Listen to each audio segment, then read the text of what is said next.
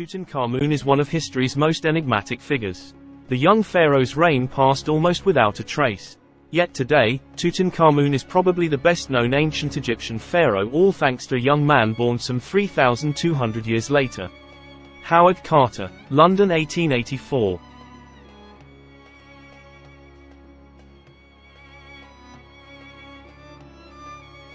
The pharaohs were buried in pyramids, supposedly to help their ascent to the stars. Visible from afar, the pyramids proclaimed the riches given to the kings for their journey. The more impressive the pyramids were, the more they attracted tomb robbers. Later generations of pharaohs hid their tombs underground for thousands of years. Desert sand covered the floor of the Valley of the Kings. Now no one knows what treasures still lie there undiscovered.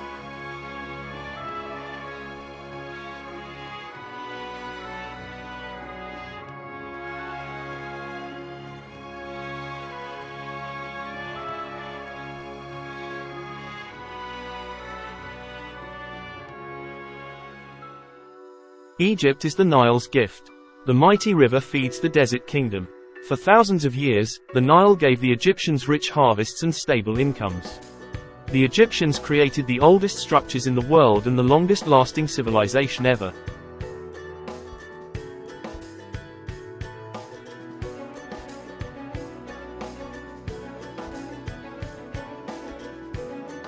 Luxor 1890. At 17, Howard Carter first visits the land of his dreams. He's a good artist and gets a job with a famous archaeologist, documenting the finds. Carter is familiar only with the names of most pharaohs. But he's read that Akhenaten was a heretic, abolishing Egypt's deities and solely worshipping Aten, the sun god. Akhenaten moved his capital into the desert, the very place where Carter is now working. 20 years later, the famous bust of Nefertiti, Akhenaten's wife, is found there. Carter overhears talk of a forgotten pharaoh. He doesn't yet know that this is the son of the heretic Akhenaten. His career takes off. At 25, Carter is Chief Inspector General of Monuments for Upper Egypt, a remarkable achievement. But a brawl puts an end to his career. Carter insults riotous European tourists and, rather than apologize, he quits his job. At 31, Carter enjoys a dubious reputation as one of life's failures. He survives as a guide for antiquities. At night, I dream of the long-lost pharaoh, the new king who the gods had put on the throne. I was convinced this was Tutankhamun. I absolutely had to find his tomb. Except I had neither money nor a concession to dig.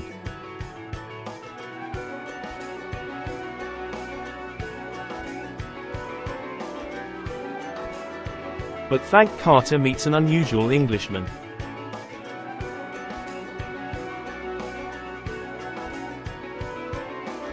Unlike Carter, Lord George Edward Herbert, 5th Earl of Carnarvon, is rich and famous for his passion for racehorses and fast cars.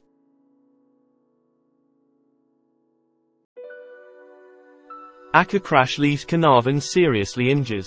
Doctors recommend Egypt for its climate. But he's bored and wonders, isn't there something for me to do? Carnarvon is just the person Carter waited so long to find. From 1909, they are a team. Carter heads the excavations in Thebes. Carnarvon provides the funds, receiving some of the finds in return. There is only one flaw. Carter is excavating the exhausted ground. He still dreams of the Valley of the Kings and the tomb of Tutankhamun.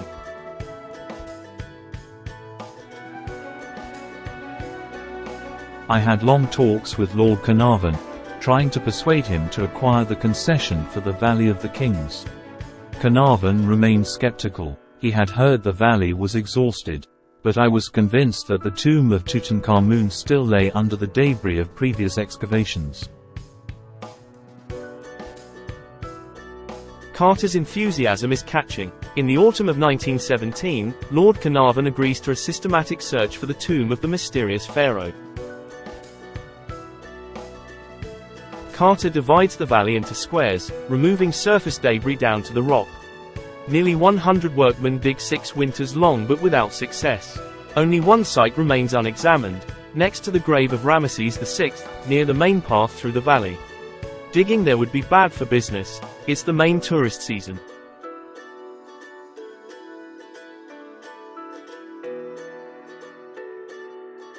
The expedition seems likely to finish before Carter can carry on.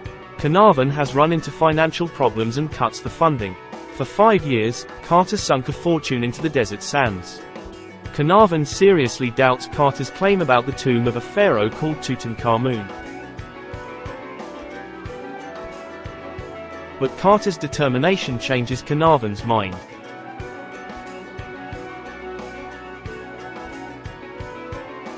I knew this was going to be my last chance to find the tomb of Tutankhamun. Only an archaeologist can understand how desperate I was. I had no idea how near we were to our long-desired goal.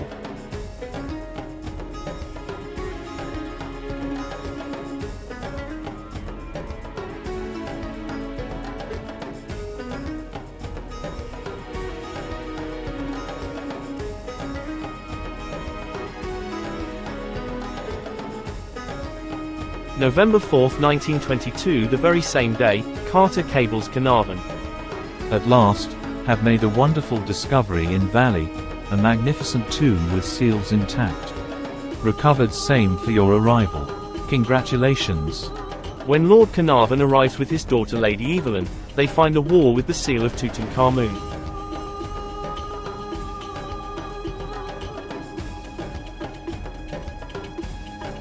But then a cobra kills Carter's canary. For the workers, it's an evil omen. The cobra is the pharaoh's protector.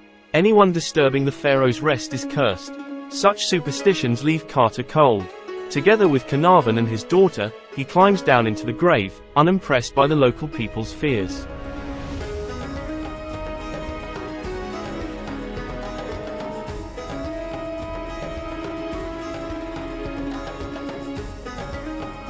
For 3,000 years, no one has entered the tomb of Tutankhamun. Never before had archaeologists discovered a sealed tomb. The tomb robbers were always there first. Now the question was, what would Carter find in the tomb? With trembling hands, I made a tiny breach for the candle. At first, I could see nothing, but then,